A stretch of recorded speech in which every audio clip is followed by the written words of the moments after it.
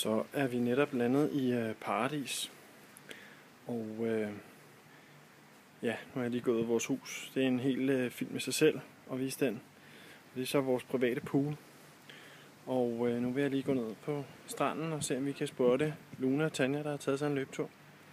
Men Paradis, de kører åbenbart i en anden tidszone, fordi da vi blev sejlet herud, så fik vi at vide, at vi skulle lige stille ugerne en time frem, fordi de ville gerne have en times dagslys længere. Så i stedet for solen går ned klokken lidt over 6 herude, så går den ned lidt over 7. Så Paradis, det er simpelthen Vietnam plus 1. Går vi så ned på vores strand her og tager et kig ud over stranden, som bare hører til det her fantastiske sted. Og ja, der er ikke rigtig nogen mennesker på den endnu. De er vist ved at gøre klar til en privat dinner dernede i den ene ende af stranden.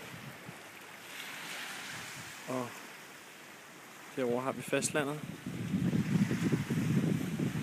Ude på klipperne ligger der nogle få huse, der ligger helt derude. Og hernede har vi bådbroen, som er den eneste livline til omverdenen.